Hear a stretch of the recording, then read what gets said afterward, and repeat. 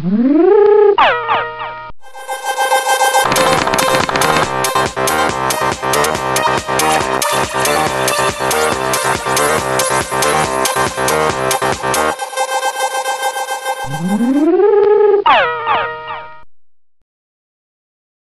padi C600 atau Ciherang 600 saya umurnya sudah 10 hari. Saatnya pemupukan. Saya menggunakan urea dan SP36 atau TSP. Pupuk merupakan material yang ditambahkan pada lahan tanaman dengan tujuan untuk melengkapi unsur hara yang dibutuhkan oleh tanaman. Di dalam tanah sebenarnya sudah tersedia berbagai jenis unsur hara, tetapi kadang-kadang jumlahnya tidak mencukupi. Oleh sebab itu, perlu ditambahkan atau diberikan pupuk.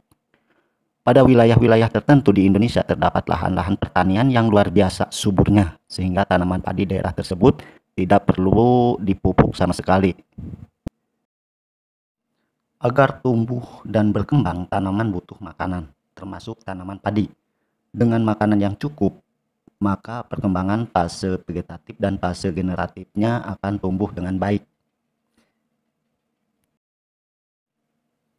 Bila kita sudah memberikan makanan terbaik bagi tanaman, maka tanaman akan mengeluarkan hasil terbaiknya buat kita. Jadi ada korelasi antara usaha tani yang baik dengan hasil yang baik. Untuk tanaman padi, pola pemupukan dibagi dalam 3 tahap pemberian. Untuk pemupukan dasar, sewaktu bibit pindah tanam, bibit perlu waktu sekitar 8-12 HST atau rata-rata 10 HST untuk dapat memperkokoh perakaran. Saat inilah sebaiknya pemupukan pertama dilakukan. Sebab pada saat itu daun dan akar tanaman padi sudah mulai berkembang. Dengan demikian akan maksimal menyerap unsur hara. Jangan diberikan pada waktu 0-5 HST sebab daun dan akar tanaman padi belum berkembang dan masih dalam kondisi stres. Dalam kondisi ini akar belum siap menerima pupuk. Bila kita berikan akan sia-sia, apalagi kita berikan pupuk urea dalam jumlah yang tinggi. Sebab pupuk urea mudah menguap dan bersifat higroskopis. Pada waktu pemberian sebaiknya pada saat kondisi air lagi macak-macak. Sementara untuk perbandingan ukuran masing-masing jenis pupuk adalah sebagai berikut. Pupuk nitrogen atau urea 200 kg per hektar. Fosfor atau SP36 100-150 kg per hektar. Atau 2:1.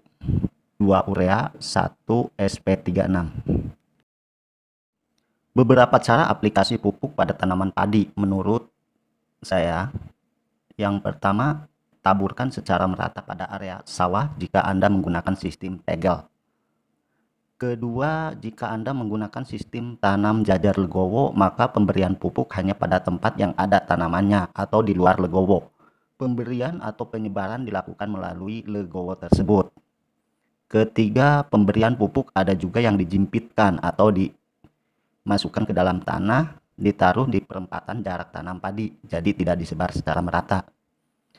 Keempat, ada juga petani yang kreatif yang memberikan pupuk tersebut dengan cara dijimpitkan atau dimasukkan ke dalam tanah di perempatan di antara tanaman lalu diinjak dengan satu kaki.